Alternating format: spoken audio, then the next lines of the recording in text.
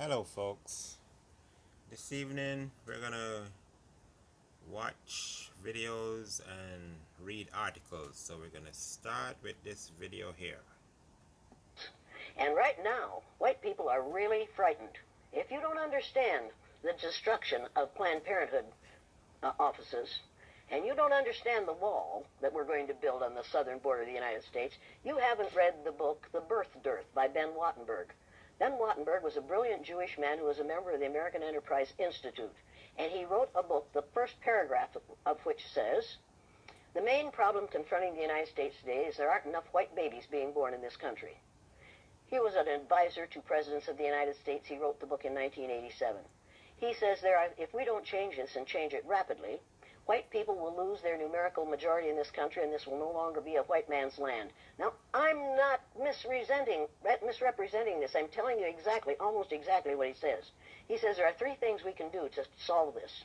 Number one, we could pay women to have babies, as they have been doing in Western European nations for years. Then he says, and these are his words, not mine, unfortunately, we would have to pay women of all colors to have babies, so we don't want to do that.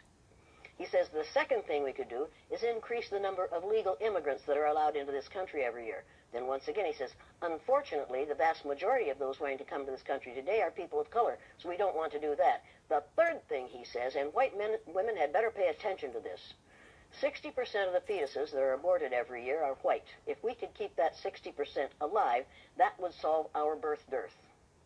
Does that sound like racism to you? Can you talk a little bit about the trauma associated with? The trauma associated with it? Yeah. One of the main traumas is it tells white people that they are superior because of the lack of melanin in their skin. And then they find out suddenly that we've got a black president. That's traumatic. That's where the trauma is. Living a lie, finding out the truth, is traumatic.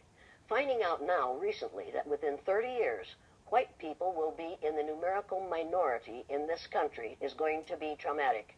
White people are scared to death right now, particularly white males. They're scared to death that they are going to lose their power in the future. And they are. But if you want to get ready for the future, if you want to be treated well in the future, treat others well in the present. What we do in the present constructs the future. We called the Japanese, and you'll pardon me, but this is what we call them, slant-eyed little yellow. We didn't say that about the Germans. After the war, we rebuilt Germany and Japan. And we get along beautifully with the Japanese. That was in 1945 that we finally won that war. How many years ago was that? Figure that out quickly. I'm not a math person, but... You're not a math person, but you know it wasn't that far. Right. And it didn't take 50 years for us to have peace with the Japanese and the Germans. Even though we dropped 2 atomic bombs on Japan. The Japanese hadn't killed 10 million people. Nowhere near that. We didn't drop any bombs on Germany. Any atomic bombs on Germany. They were a different kind of people. We couldn't afford to do that. We killed how many Japanese people with 2 atomic bombs? And they forgave us. You want to talk about forgiveness? You want to talk about changing this thing? I cannot understand how Japanese people can stand the sight of any of us. And yet they do. I cannot understand why black people who have been subjected to the ugliness that they've been subjected to in this country can get up every morning and go to work among us and not be absolutely furious. And I don't understand why we allow white people to behave the way they do. I don't understand that. And my third graders, after they'd gone through the exercise, couldn't understand it and wouldn't tolerate it. And when they went up to junior high and a junior high teacher used the N-word, one of my former students said, if you're going to use that word, I'm going to go out in the hall until you stop using it, because we don't use that word in this school. That was a 7th grader who told his teacher off. When we have enough students who are willing to confront people who are making racist, sexist, ageist, homophobic statements, we're going to be better off. We have got to stop tolerating the intolerable.